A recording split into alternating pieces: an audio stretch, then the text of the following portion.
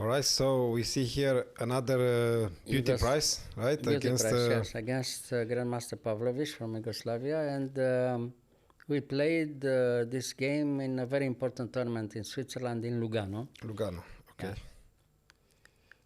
Yeah. It was one of the strongest open tournaments in the world in Lugano, and after B5, of course, after this move in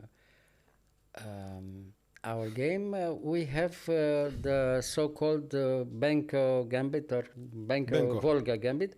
I had to play myself against this idea, you know. It's a little bit unpleasant with white, you know. You have the pawn, but at the first side, black has a small initiative all the time. Yeah. Therefore, immediately after a6, you have the alternative to push the pawn, giving back the pawn. You know, this is another line, which is already a little bit better for white, but very complicated, you know. So basically, give up. I mean, you give back the pawn, and you don't accept anymore the gambit. You don't take the pawn. Yes. So, okay, here, after bishop g2, d6, it was the alternative here was to play bishop g7 immediately. If he played immediately bishop g7, after d6, white was better. You know, was a little bit unusual, but better for white, you see. After d6? Yeah, instead of d6, if he played bishop g7. Yes. The pawn was in b2, you know. Yeah. Yeah, he could play, bishop g7, and after bishop g7, d6, white has advantage. White is better, you know, because you can open the game and maybe is good enough with the pawn up, you know. It's different position. Now you have the pawn, the position is closed, you know. So black has some counterplay. So right after d6, b3, bishop g7, bishop b2, castle, and now knight h3. The idea of this move is to put later on the knight maybe in g5 or in f4 and try to move the pawns on the queen side, move by move, you see, and maybe later on to have time to trade the black bishop, which is strong enough for black, and have a different position with the pawn up in some different position, trying to get some advantage there, you know. It's complicated, it's not very easy to do, but you have a good chance. I played already this against very strong grandmaster like Beliavsky. It was also, you know, a small advantage for white. But here we tried again, the same plan, you see. In that time was a new idea. It was very interesting. So, okay, knight b7, castle, queen b6. Well, he plays normal. Now, if you don't play careful, he is threatening already c4, and it's okay for black. You know, if he has time to play c4, black equalizes and has a very good game already, you know, because it's move by move, you see. So you have to be careful. You cannot take on c4. No, you cannot take. So now the best move here is a little bit unusual, but it's good enough. Bishop c3. I mean, you put the bishop in b2 and then in c3 instead of moving the knight, you see. Yeah. So bishop c3. Now, if he played c4, you could push the pawn yourself b4, and that's advantage for white, you see. So rook b8, he's threatening after knight bd2 again something on the other side. So you wait, you play rook e1 first. Okay, knight e8, he agrees to trade the bishop. Okay, we trade the bishop. And king takes, knight bd2. Okay, now everything is clear. We have still the pawn. For the moment, you know, for the moment we have a pawn, we have a small advantage. He has to find something for black, you know, to try to get some counterplay, which is not very clear and not very easy. You see. So knight e5, okay, knight e5, knight g5. Now the knight from h3 doesn't play for too much in h3, tries to come back in f3, and we get rid of one knight. And later on we have some attacking chances on the other side, on the king side, later on, you see. Okay, knight f6, everything is okay. Now, normal position. So, knight f3, knight d7, okay. Now, we can trade, he takes, and a3. Well, for the moment, again, very clear. If he plays c4, we have time to push b4. Advantage for white, clear advantage. You don't take on c4. No. If you take in c4, you have nothing with white, you know. So rook a7, he waits again, queen c2. Now we have some idea on the other side. Later on, if you play carefully, you have time enough to push the pawns, you see. H3, F4, and good attacking chances against the black queen. Not very easy, but you have a chance. No?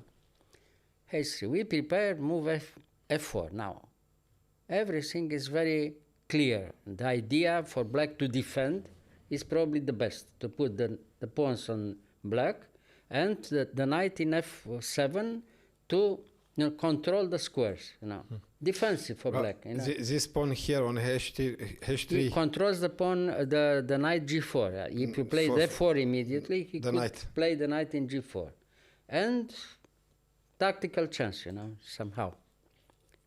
So okay, on the black squares, you see, the G5. It seems a little bit risky, but he tries to control the squares. If he let you play immediately F4, E4, and so on, you play alone with white. He has to wait. So he tries to have a small counterplay. But it's risky also, because black can have a very unpleasant position with very good attacking chances for white later on. It will happen in our game, you see. So we are starting the attack, positional attack. Knight G6, Queen G3, okay. So from now on, the game will be very tactical, you see. So King H8, it was threatening already F5, winning F5. A piece, you see. Yes. So now on, you don't play F5. If you play F5, it's very bad. He puts the knight in E8 and you don't win anymore. So we start with bishop E4. Now, in some positions, we're threatening already F5, because after knight E5, we have time to play rook G1 and mate in G7, you see? Yes. So has to control the squares, So it's move by move. Rook G1 threatens again F5, The other rook in A8, forced, So, okay, rook G2. So now what to do? Black has to do something. Rook, Queen C8. And now, after Queen C8, we triple there. He doesn't have time to play rook takes A3, because after F5, he loses at least a piece. Yeah, we are threatening 3 times on G8. Bishop D7, the only move. A4. Now, we move the pawns. We have an endgame, which is winning for white on the other side later on, if necessary. And in the same time, it's clear that for the moment we have the pawn and very good attacking chances. So in both cases, white is winning, in endgame or in attack, you see. We try to attack later on, you see. So rook B8, and we prepare again. Now we're attacking 4 times in G6. Yes. He has to be very careful, because now we're threatening to take in G6, and the attack is, terrible. If we arrive with a piece in G6, it's almost made, So, okay, F5, probably the only defense. So check, very important, because the bishop has the other diagonal from C2, threatening on the white squares, you see. That would be decisive idea until the end. So you end. want to keep that diagonal. Yeah, so now everything again is forced, bishop C2, and now in any position, we are threatening something against the black king. He is pinned for the moment. And here, if he doesn't pay attention, we are threatening already H4, H5. Yes. Yeah. In some other position, we are threatening already E4. E4, and, but there is no sacrifice on to take the knight with the... It seems he's okay, but he can defend. If you try too quickly to win, he has always a good defense, you see. E6. Now, in time trouble, he tries to open the game for himself also. The position is almost lost for black. There's the good counterplay. If he doesn't do anything, move by move, he's losing. So now this the good counterplay. If he took in E6, for instance, after rook takes G6, probably that was already winning, you see. Yeah. If he took it with the bishop in E6. Yeah.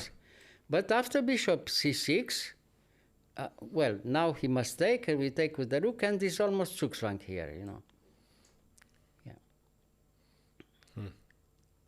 Very, very unpleasant. But because he has no time to play G8. After queen G8, rook H6, mate, Yes. or loses the queen. Yes. So, okay, move by move. Bishop C6. Big time trouble for both here, White must win. Okay, how? E4, the best move. Now, most unpleasant, he must take. Now F5, everything is forced. What to do? D5, he gives the pawn, the knight. The knight. He's hoping that you give and you take, because has time afterwards to play D4. At least he can play something, with white. Yeah. White has some problem, but now he's forced by force, because F6, you attack the rook. Yeah. Rook G8, the only move. Yeah. F7 check, forced, Knight can't move, rook G7, queen F6, and he resigned. Oh, nice. Now you are threatening, rook takes G6, and it's finished.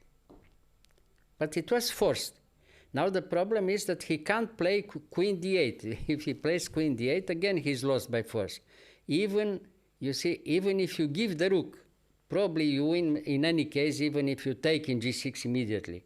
But after queen D8, the problem is that he has too many weaknesses, You can even take in D8, he takes in D8, and E7 wins immediately.